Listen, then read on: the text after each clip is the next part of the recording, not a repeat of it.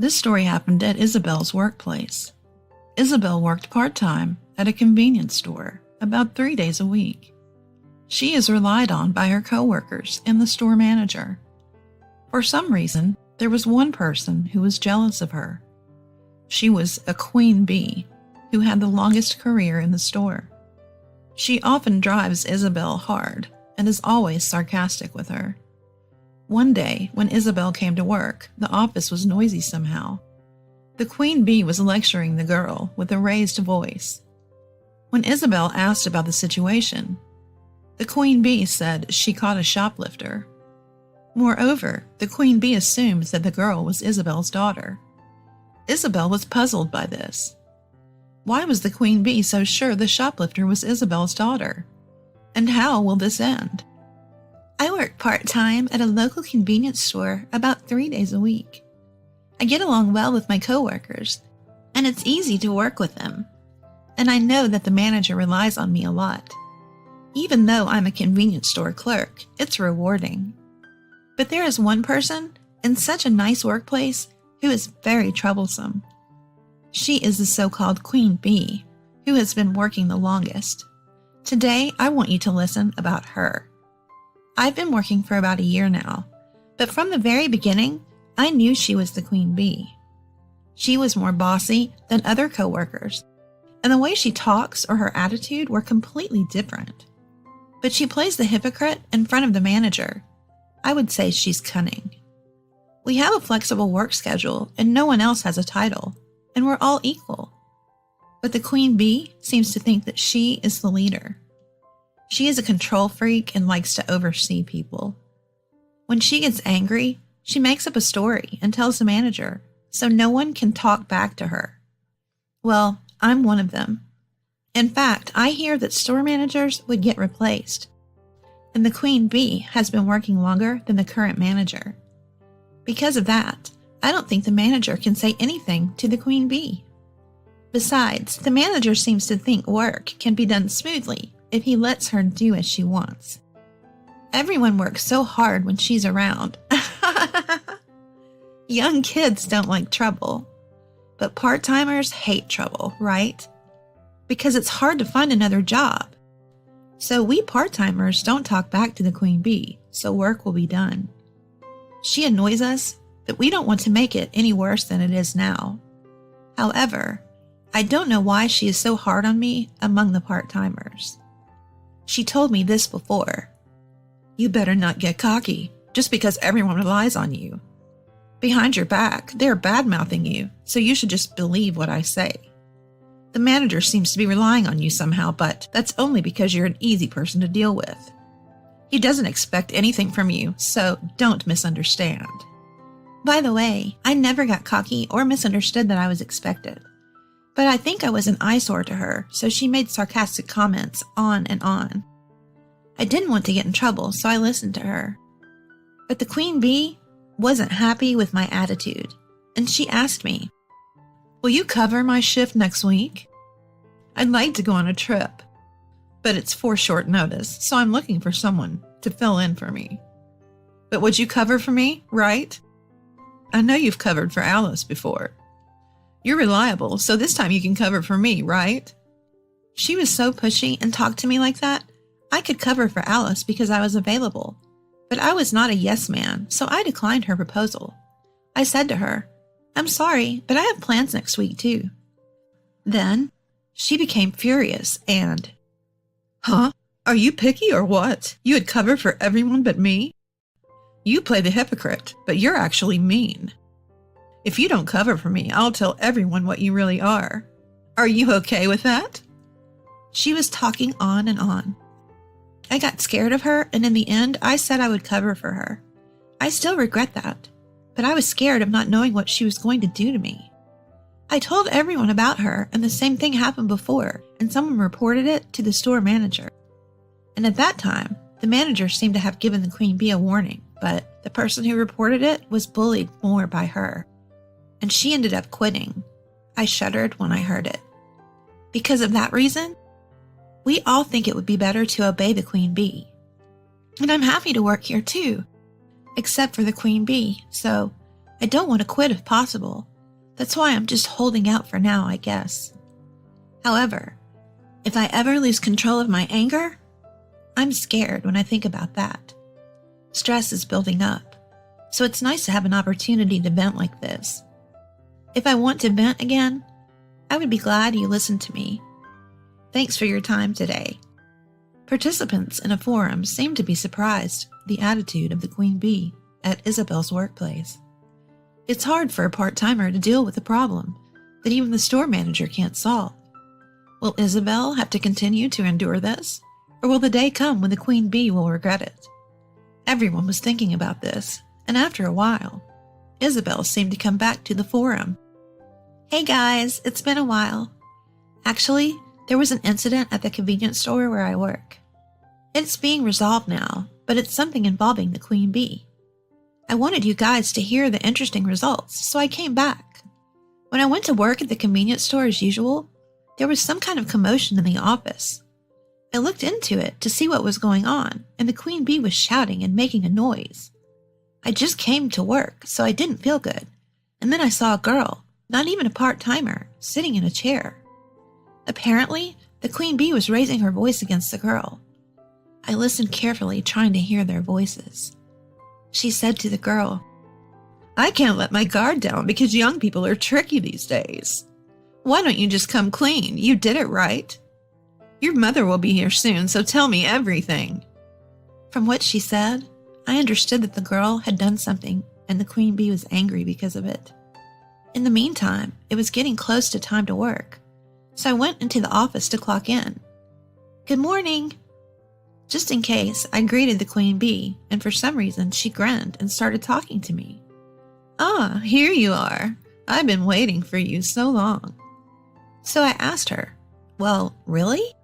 And the queen bee said, "Yes, you know what's going on. Your daughter shoplifted, so I'm calling the police." "What? My daughter?" I was surprised, and she kept talking. "How do you discipline your kid? She shoplifted, but she doesn't admit it at all. In fact, there were snacks in this girl's bag, though. Anyway, if you pay for these snacks on the girl's behalf." I was told and surprised, and then looked into the girl's face. I thought I had seen her somewhere before, but she was not my daughter. I rushed to explain it to the queen bee. "Well, you misunderstood something. I don't have a daughter," I told her. Then she said, "Huh? You can't lie. She may be a bad girl who shoplifts, but she's still your daughter. Or because her mother is mean, that's why she became delinquent and shoplifted." The queen bee told me like that and laughed so hard. I was so scared of her. I've been married for 15 years and I really don't have a daughter. That's why I didn't get why she misunderstood and assumed that I have a daughter. I was so confused and looked at the girl, and she was crying. I talked to the girl to find out the facts anyway. "Hey, can you tell me again? Did you really shoplift?" I asked her, and she said no. I kept telling her, but she didn't believe me. "I want to go home. Please let me go." The queen bee heard her and raised her voice again. "It's too late now to tell a lie just because you got caught shoplifting and got scared. I can't let a shoplifter go without punishment. Are you in middle school, aren't you? If you do something wrong, you deserve to be caught by the police. Didn't your mother tell you that? But because you aren't educated properly, I guess you may be a victim in a way." The queen bee said this as if the girl really shoplifted. I thought she might be reported to the police, but she is still in middle school, so I thought it would make sense to contact her family first. "Why don't you call the police if you can't reach her family? Let's call her family first." I suggested that to the queen bee. Then she laughed so hard again. "What are you talking about? Her parent is in front of me. Don't play dumb. You need to go with this girl to the police." The queen bee said to me like that, so I said, "Like I said, I'm not her mother. I really don't have a daughter. I mean, I don't have any kids. You misunderstood me." But she kept saying, Yeah, you're crazy. I'm going to call the police right now so you can say the same thing.